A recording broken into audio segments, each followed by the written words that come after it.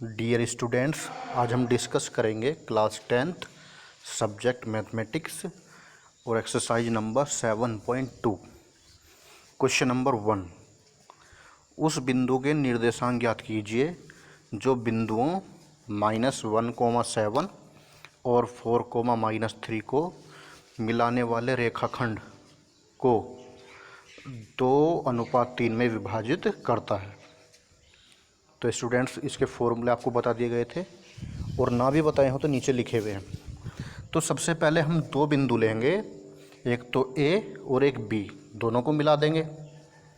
First A के coordinate है -1,7, B के कोऑर्डिनेट है 4,-3।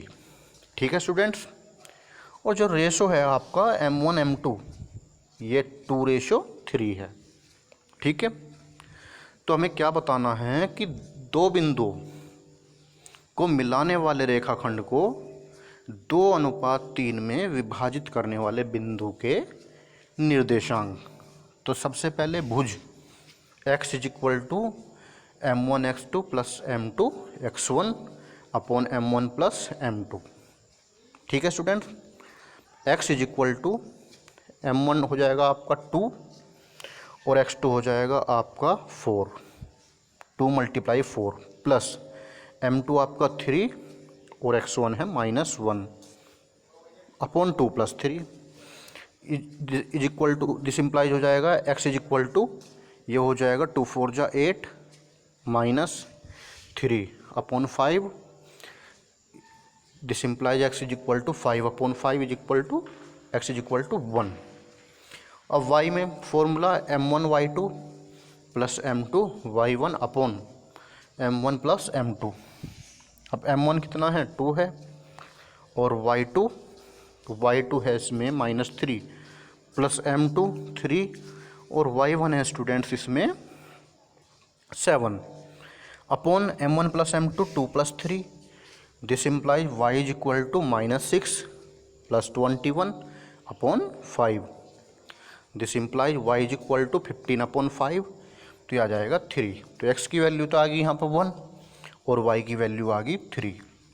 इसलिए रेखाखंड ए बी को, या दो बिंदुओं ए और बी को मिलाने वाले रेखाखंड को 2:3 के अनुपात में विभक्त करने वाले बिंदु के निर्देशांक हो जाएंगे स्टूडेंट्स 1,3। क्वेश्चन नंबर 2, बिंदुओं 4,-1 और -2, -3 को जोड़ने वाले रेखाखंड को समत्रिभाजित करने वाले बिंदु के निर्देशांक ज्ञात कीजिए। तो बच्चों, यहाँ पे दो बिंदुओं को जोड़ने वाला रेखाखंड है और उसको क्या कर रहे हैं, समत्रिभाजित, मतलब समान 3 भागों में विभक्त कर रहे हैं। तो जब हम उस रेखाखंड को समान 3 भागों में विभक्त करेंगे तो उस रेखाखंड पर दो बिंदु और आएंगे। ठीक है स्टूडेंट्स। जैसा चित्र में है, दो बिंदु मिलाए पहले हमने, ए और बी। ए के कोऑर्डिनेट 4,-1 और बी के कोऑर्डिनेट -2, -3। ये ए बी रेखाखंड हो गया। इसको समत्रिभाजित करो। तो इसको समत्रिभाजित करने के लिए इस लाइन पर कितने बिंदु लेने होंगे, दो बिंदु और लेने होंगे। एक बिंदु तो P हो गया और एक बिंदु हो गया स्टूडेंट्स यहाँ पर Q। तो देखिए, ये रेखाखंड आपका समत्रिभाजित हो गया। किसके द्वारा हुआ है, बिंदु P और बिंदु Q के द्वारा। अब समान 3 भाग क्या हैं इसके, समान 3 भाग है स्टूडेंट्स इसके, एक तो AP, एक PQ और एक QB। तो हमें तो केवल यही बताना है कि बिंदुओं A और B को मिलाने वाले रेखाखंड को जो समत्रिभाजित कर रहे हैं ना बिंदु, उन बिंदुओं के कोऑर्डिनेट में फाइंड करने हैं।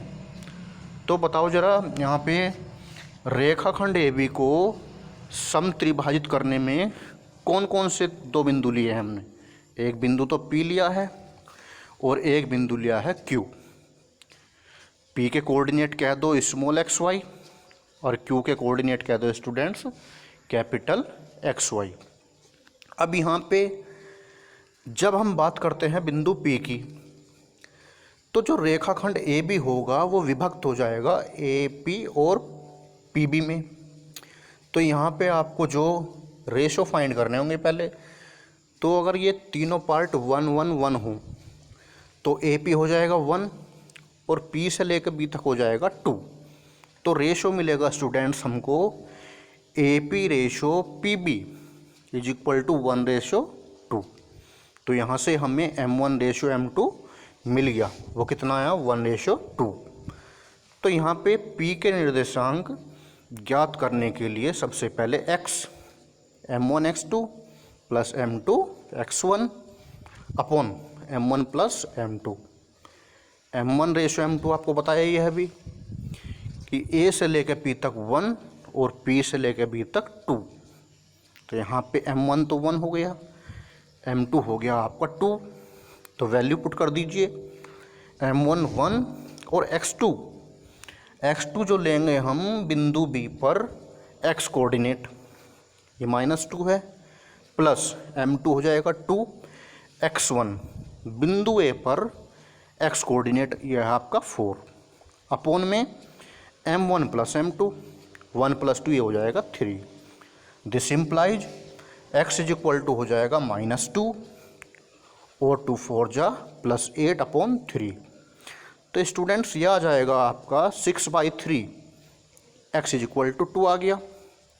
अब हम लेंगे यहाँ पे y is equal to M1 y2 plus M2 y1 upon M1 plus M2। अब देखिए M1 तो आपका 1 है, y2 हो जाएगा आपका बिंदु B पर y कोऑर्डिनेट -3 प्लस M2 कितना है स्टूडेंट्स यहाँ पे 2 और y1 हो जाएगा -1 बिंदु A पर y coordinate. This implies y is equal to -3 -2/3, y is equal to हो गया -5/3। तो बच्चों यहाँ पे जो बिंदु P है इसके कोऑर्डिनेट आ गए 2, -5/3।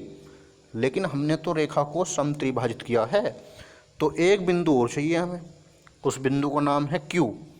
ठीक है स्टूडेंट्स, तो Q के निर्देशांक ज्ञात करने के लिए, अब जब हम Q के निर्देशांक ज्ञात करेंगे तो यहाँ पे लिखेंगे हम AQ रेशो QB।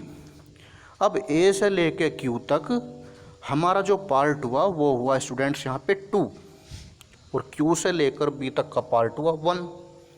तो अब की बार जो रेशो आया है AQ रेशो QB, ये आ गया 2:1। तो सेम कंडीशन है, फॉर्मूला आपका वही पुराना लगेगा यहाँ पे, x is equal to M1 x2 plus M2 x1 upon M1 plus M2।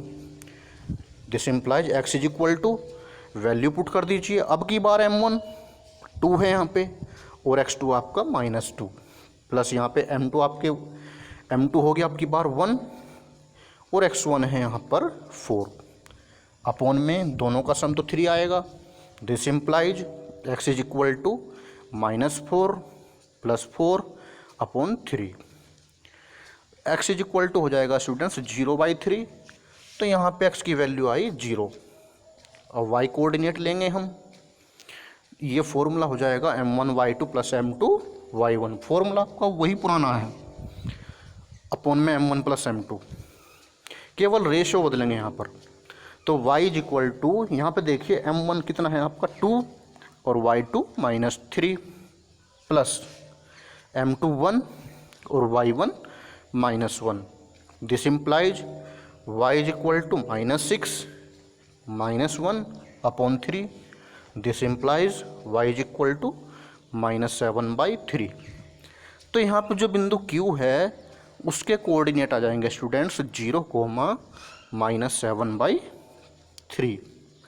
तो हमें केवल ये बताना था कि दो बिंदुओं को जोड़ने वाला रेखाखंड को समत्रिभाजित करने वाले बिंदुओं के निर्देशांक, और जो रेखाखंड था आपका AB उसको समान 3 भागों में विभाजित करने के लिए हमारे पास कितने बिंदु थे P और Q। तो हमने दोनों के कोऑर्डिनेट यहाँ पे फाइंड कर लिए।